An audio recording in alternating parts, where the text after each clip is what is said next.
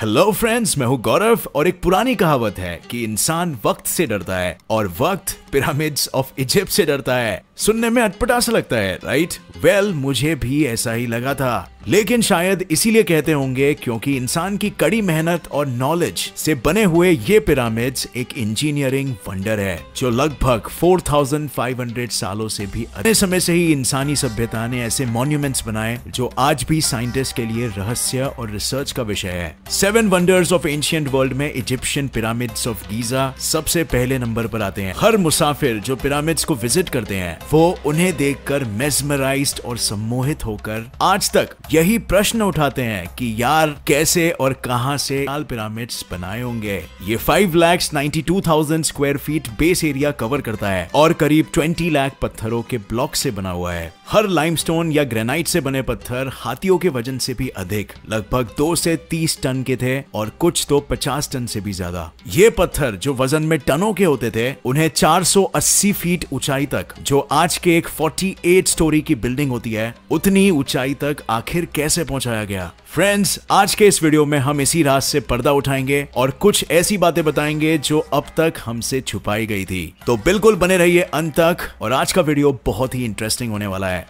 So friends, बहुत लोग मानते हैं कि पिरामिड सिर्फ इजिप्ट में ही है। वेल, ना तो पिरामिड्स इजिप्ट में सबसे अधिक है और ना तो सबसे बड़ा पिरामिड इजिप्ट में है। सूडान में सबसे अधिक 255 पिरामिड्स है जो इजिप्शियन पिरामिड से भी 500 साल पहले बनाए गए थे। तो अभी भी सवाल आता है कि आखिर पिरामिड्स ऑफ इजिप्ट से अलग बनाती है। ये बना था जब मैथ्स और आर्किटेक्चर को इंसानी एक्सेप्टेंस नहीं मिली थी और पाइथागोरस ट्रायंगल थ्योरम की डिस्कवरी के 2500 साल पहले पिरामिड को बेहद खास इसीलिए बताया जाता है क्योंकि ये जिस जगह वेस्ट पैरेलल और नॉर्थ साउथ पैरेलल के इंटरसेक्टिंग पॉइंट या चौराहे पे बना हुआ है, यानी उस जगह को पूरी दुनिया का सेंटर माना जाता है और पिरामिड्स इतने अलाइंड है कि ये नॉर्थ पोल को फेस करते हैं। उस जमाने में मॉडर्न साइंस जैसे कैंपस कैलकुलेशन के बिना ये काम करना बेहद सरप्राइजिंग लगता है। अब फ्रेंड्स, उस जमाने में इजिप्ट में राजाओं का राज था। इनको फेरोआज भी कहा जाता था और वहां की पुरानी मान्यता ये थी कि जब किसी की मृत्यु हो जाती थी तो आफ्टर लाइफ या पुनर्जन्म होता था और इसीलिए फेरोआज ने ये विशाल टूम्स या कब्र बनाए जिसमें उनको अपने रोज की इस्तेमाल की हुई चीजों के साथ दफन किया जाता था। ग्रीक हिस्टोरियन हेरोडोटस की थियरी के अनुसार इतने विशाल पिरामिड्स जिनको बनाने के लिए करीब 23 साल लग गए और सारे स्लेव्स या गुलाम थे।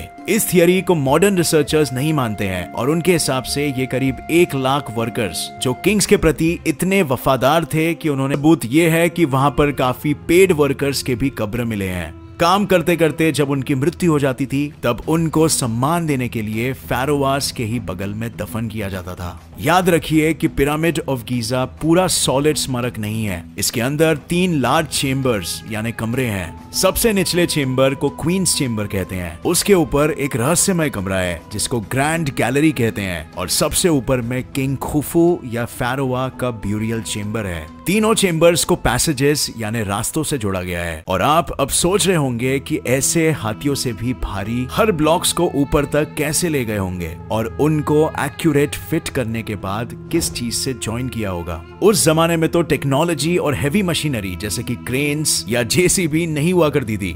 फ्रेंच आर्कियोलॉजिस्ट जियान पियर के अनुसार इंटरनल रैंप या ढलान वाले रास्तों से सारे स्टोन ब्लॉक्स को ऊपर तक ट्रांसपोर्ट किया गया, जिसका सबूत हमें रिसर्च के दौरान मिला और उन भारी ब्लॉक्स को जोड़ने के लिए मोर्टार का इस्तेमाल किया गया था। ये एक सैंड, लाइम और जिप्सम का पेस्ट है जिसने हर ब्लॉक को जोड़ने का काम किया और कहते हैं कि जब ये मोर्टार जोड़ा गया तो इसकी स्ट्रेंथ उन जोड़े हुए पत्थरों से भी ज्यादा स्ट्रॉन्ग हो गई थी और शायद ये भी एक कारण रहा होगा ये पिरामिड्स को वक्त की मार झेलने में इतनी मदद मिली। सभी को पता है कि इजिप्ट एक डेजर्ट है और जहाँ ये पिरामिड्स बने हुए हैं समर्स में टेम्परेचर 50 डिग्री के ऊपर चला जाता है, लेकिन इन पिरामिड्स के अंदर ऐसा एयर कंडीशनिंग सिस्टम है जिससे टेम्परेचर 20 डिग्रीज के ऊपर नहीं जाता है। आज के पिरामिड्स दिखने में तो स्ट्रॉन्ग है लेकिन उतने अट्रैक्टिव नहीं जैसे उस जमाने में थे, क्योंकि जब ये बनाए गए थे तब उनके ऊपर बाहर से सफेद पॉलिश किए हुए शाइनिंग लाइमस्टोन केसिंग ब्लॉक्स का इस्तेमाल किया गया था और इसीलिए रात को जब ये चमकते थे तो विशाल सफेद मोतियों की तरह चमकते थे।